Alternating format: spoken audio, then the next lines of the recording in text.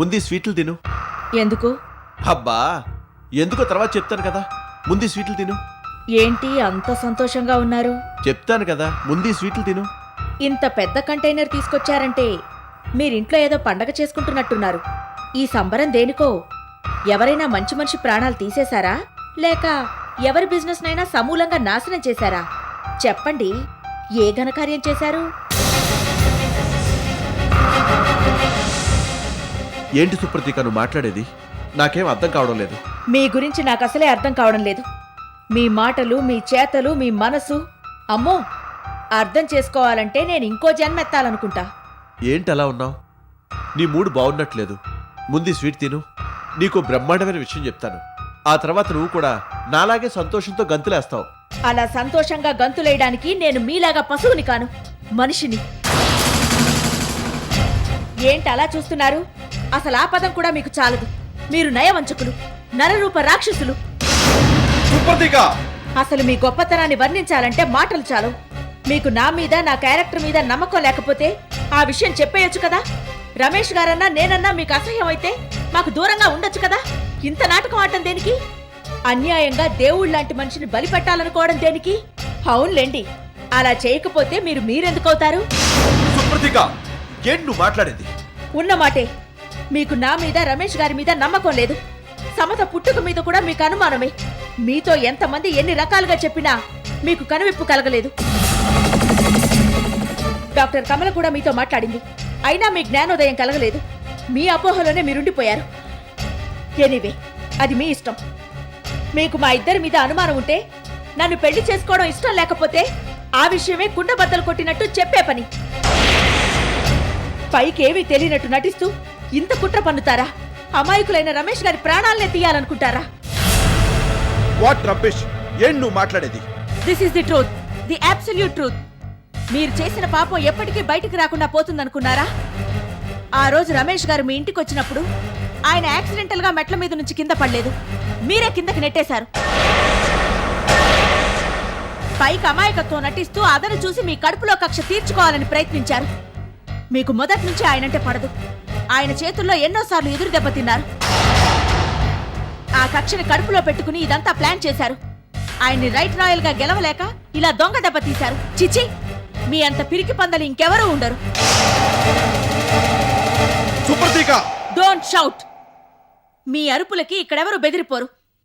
ఇంతకాలం సమత కోసం చాలా సహించాను. తన కాపురం ఎక్కడ చిన్నాభిన్నం అవుతుందోనని నా ఆవేశాన్ని ఎన్నోసార్లు నాలోనే అణుచుకున్నాను. ఇక నా వల్ల కాదు. మీ సంగతి తేలుస్తాను, మీ అంతు చూస్తాను. ఈ సుప్రతీక అంటే ఏంటో మీకు తెలిసొచ్చేలా చేస్తాను.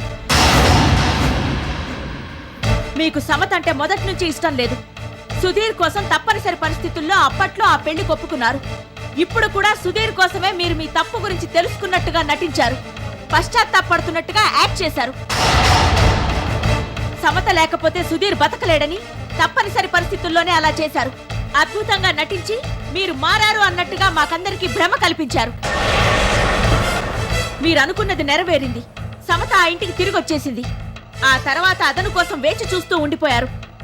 నాతో పెళ్లి కొప్పుకున్నట్టే నటించి నా మీద, రమేష్ గారి మీద పగ తీర్చుకోవాలని మీరనుకున్నారు. అవకాశం కోసం ఎదురు చూస్తూ ఉండిపోయారు.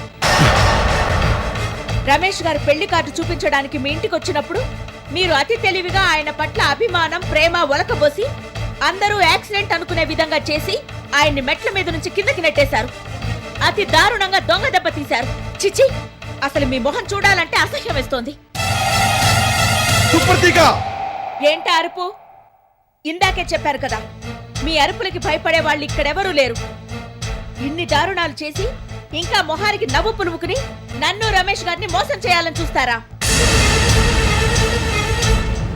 ఓ పక్క మా ప్రాణాలతో చెలగాటాలు ఆడుకుంటూనే మరో పక్క మా ఇంటికి వచ్చి నాకు స్వీట్లు పంచి పెడతారా? చిచి!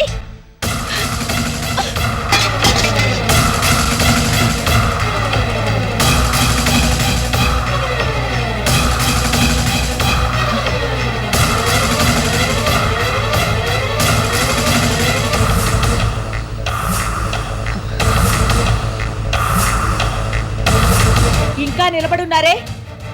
ఇక మీ మాటలు విని మోసపోయే అమాయకులు ఈ ఇంట్లో ఎవ్వరూ లేరు. ఆడిన నాటకాలు చాలు. చాలా తెలివిగా రమేష్ గారిని దెబ్బతీశానని సంబరపడిపోయారేమో. అందుకు తగ్గ ప్రతిఫలాన్ని మీరు అనుభవిస్తారు.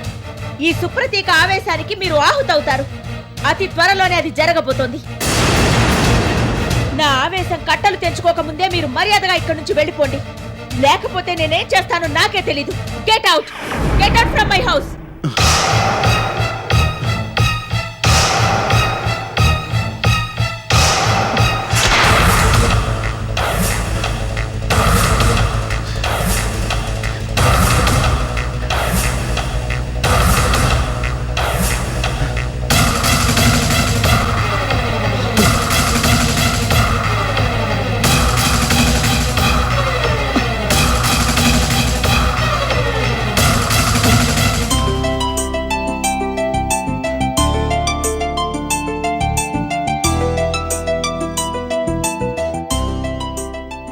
చాలా బాగుంది. ఇది నేను సుప్రతీక్కి పర్సనల్గా ఇవ్వాలనుకుంటున్న గిఫ్ట్. అందుకే స్వయంగా నేనే డిజైన్ చేశాను. అవును సార్, డిజైన్ చాలా బాగుంది. ఈ నెక్లెస్ ని షాప్ లో చూసిన వాళ్ళందరూ వాళ్ళకు కూడా కావాలని అడుగుతున్నారు. అమ్మా, అదేం కుదరదు. ఈ డిజైన్ ఇంకెవరికీ ఇవ్వడానికి వీల్లేదు. దీని కాపీరైట్ నాదే. ఇది కేవలం సుప్రతీక్కే. ఒక్క సుప్రతీక మెడలోనే ఇది కనపడాలి. అందుకే కదా నేను దగ్గరుండి జాగ్రత్తగా డిజైన్ చేసుకున్నాను. ఇలాంటి డిజైన్ ఇంకెవరికీ తయారు చేసి ఇవ్వద్దు. అలాగే సార్, ఏదో మాట వరుసకు మీతో సరదాగా అన్నాను కానీ నేను అలాంటి పని ఎందుకు చేస్తాను? ఇది యూనిక్ పీస్, సుప్రతీక గారి దగ్గరే ఉంటుంది. దీన్ని జాగ్రత్తగా ప్యాక్ చేయించండి.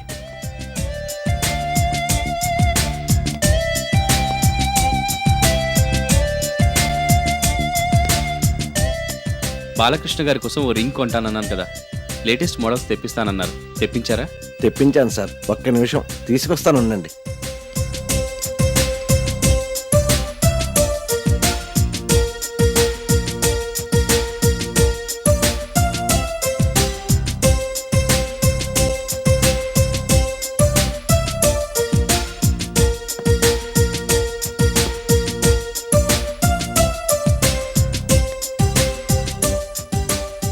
ఇది చూడండి, లేటెస్ట్ మోడల్. ఈ విషయంలో నన్ను మీరు మోసం చేయలేరు. 6 నెలల క్రితం దీన్ని మీ షాప్లో చూశాను. అయ్యయ్యో, ఇది నిజంగా కొత్తదండి. ముంబై నుంచి తెప్పించాను. పోనీ ఇది చూడండి.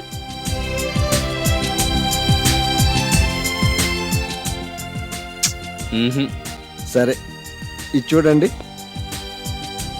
ఇదే మోడల్ డైమండ్స్ లో కూడా దొరుకుతుంది సార్. అది చాలా బాగుంటుంది, కాకపోతే ఖరీదు బాగా ఎక్కువ. ఖరీదు ఎంతైనా పర్వాలేదు. నాకు డిజైన్ నచ్చితే చాలు. మళ్ళీ మళ్ళీ జరిగే పెళ్లి కాదు కదా. రింగ్ బాగుండాలి అంతే. సరే సార్, దాన్ని కూడా తెప్పించి చూపిస్తాను. ప్రస్తుతానికి ఆ నెక్లెస్ మాత్రం ప్యాక్ చేయించండి. దాని బిల్ నేను పే చేసేస్తాను. ఈ రింగ్ కోసం మళ్ళీ వస్తాను. అలాగే సార్. డిజైన్ ఎక్స్ట్రాడినరీగా ఉండాలి. ఖర్చు ఎంతైనా పర్వాలేదు. గుర్తు పెట్టుకుంటారు కదా? డెఫినెట్గా సార్, మీరు 2 సార్లు చెప్పనక్కర్లేదు. ఓకే. మరి మీరేం తీసుకోరా సార్? నాకెందుకు? భలే వాళ్లే సార్, దగ్గరుండి ఆ పెళ్లి అంత ఘనంగా చేస్తున్నారు. మీరు కూడా ఏదైనా కొనుక్కోండి, ఈ పెళ్లి గుర్తుగా ఉంటుంది. ఈ పెళ్ళే నేను ఎప్పటికీ మర్చిపోలేని ఓ తీపి గుర్తు. ఇంకా నాకు వేరే గుర్తులు దేనికి అక్కర్లేదులే. మీరు ఎప్పుడు ఇంతే సార్, ఇతరుల గురించి ఆలోచిస్తారు కానీ మీ గురించి మీరు పట్టించుకోరు. లేదు, ఇదంతా నా ఆనందం కోసమే, నా స్వార్థం కోసమే. ఇది నాకు చాలా సంతృప్తినిస్తుంది. ఎనీవే, ఆ నెక్లెస్ ప్యాక్ చేయించండి. Okay sir.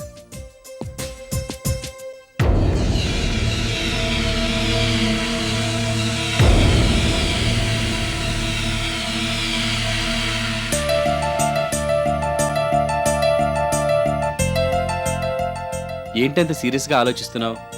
ఈ పెళ్ళయ్యేంత వరకు ఆఫీస్ విషయాలు పట్టించుకోవద్దు. నాకు వదిలిపెట్టేసేయ్. నీకోసం ఏం తీసుకొచ్చానో చూడు.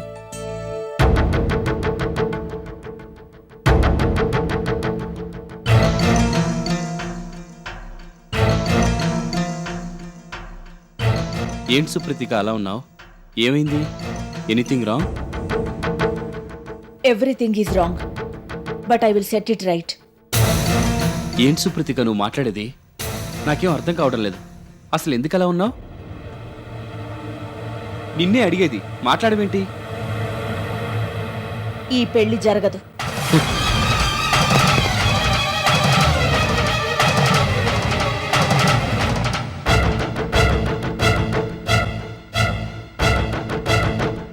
ఏంటి సుప్రతీక నువ్వు మాట్లాడేది?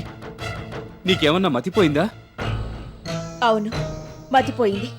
బాలకృష్ణ గారు చేసిన దౌర్భాగ్యపు పని గురించి తెలుసుకున్నాక నాకు నిజంగానే మతిపోయింది.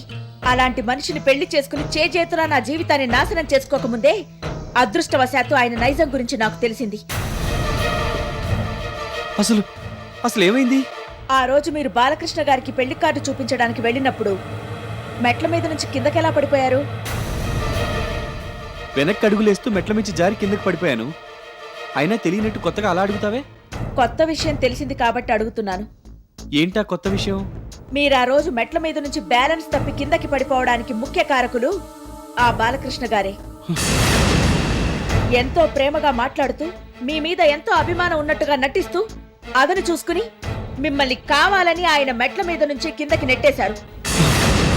మీరు మెట్ల అంచు వరకు వచ్చేశారన్న విషయం తెలిసి కూడా మిమ్మల్ని పట్టుకుని ఆపకపోగా మీ భుజాన్ని చేత్తో నెట్టి మీరు కింద పడిపోయేలా చేశారు.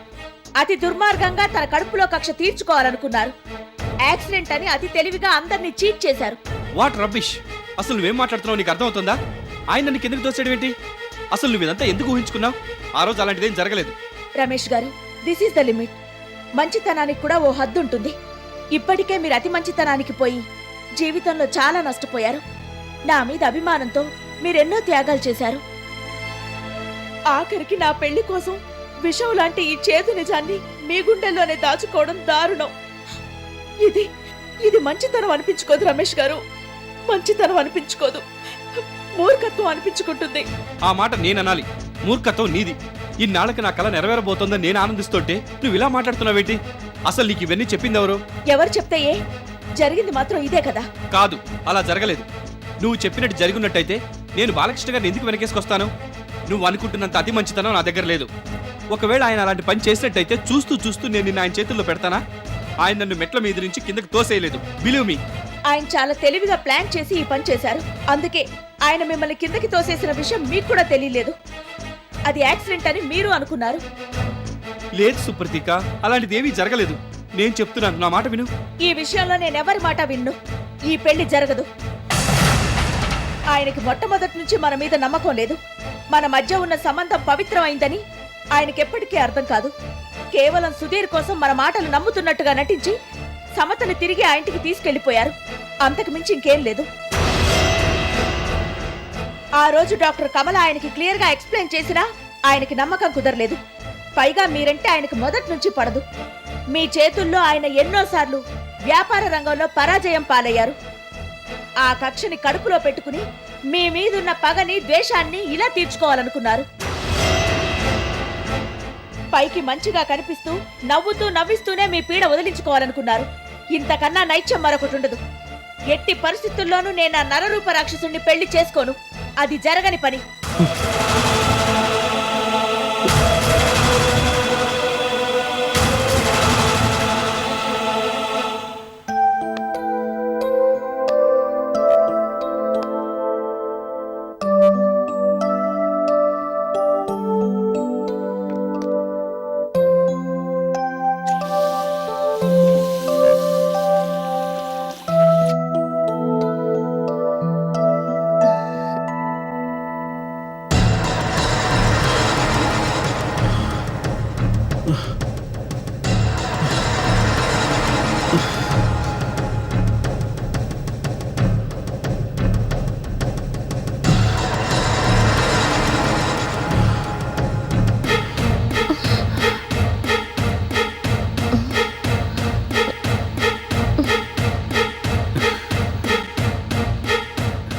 బాలకృష్ణ గారు,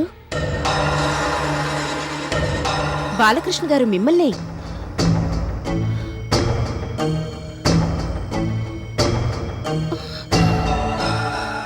ఏంటండి అలా ఉన్నారు? అసలు ఎంతసేపైంది మీరు వచ్చి? ఓ పావుగంట అయింది. ఏంటి అలా ఉన్నారు? సుప్రతీక్ ఈ విషయం చెప్పలేదా? తన ఇంట్లో లేదా?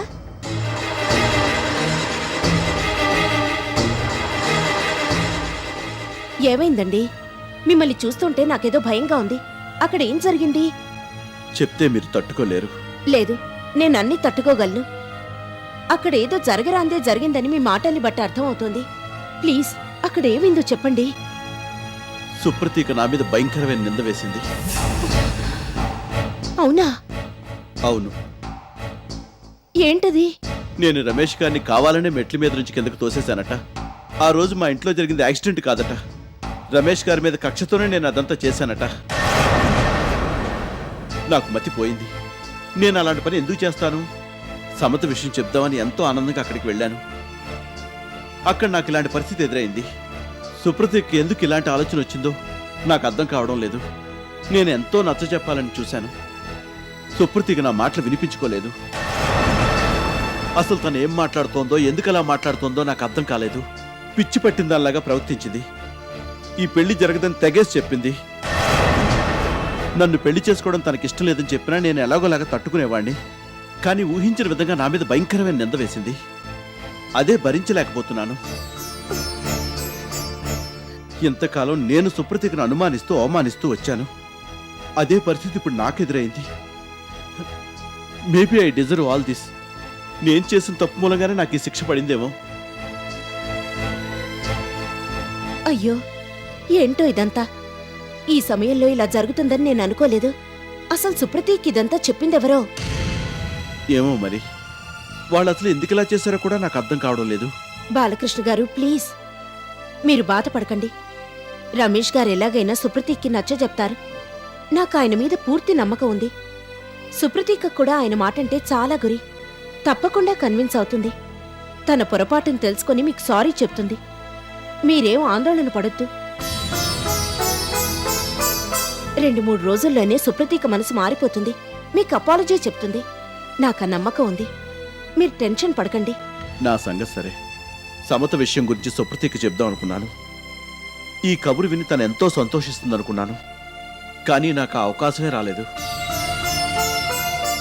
నా చేతుల్లోంచి స్వీట్స్ లాక్కుని విసిరి నేలకేసి కొట్టింది సుప్రతీక. విపరీతంగా ఆవేశపడిపోయింది. ఈ విషయం సమతకు తెలిస్తే ఎంత బాధపడిపోతుందో. వద్దండి, దీని గురించి మనం సమతకి చెప్పొద్దు. ఈ సమయంలో తను ఎటువంటి టెన్షన్స్ పెట్టుకోకూడదు. 1-2 రోజుల్లోనే రమేష్ గారు సుప్రతీకని కన్విన్స్ చేస్తారు. ఈ గొడవంతా జరిగిందని మీరు సమతకి చెప్పకండి. నేను అదే అనుకుంటున్నాను. కానీ సుప్రతీక సమతకి ఫోన్ చేస్తే? ఆ విషయం నాకు వదిలిపెట్టేయండి. నేను చూసుకుంటాను. సమతకి ఈ విషయం తెలియకుండా నేను మేనేజ్ చేస్తాను. మీరు మాత్రం జరిగిన దాని గురించి ఆలోచిస్తూ మనసు పాడు చేసుకోకండి.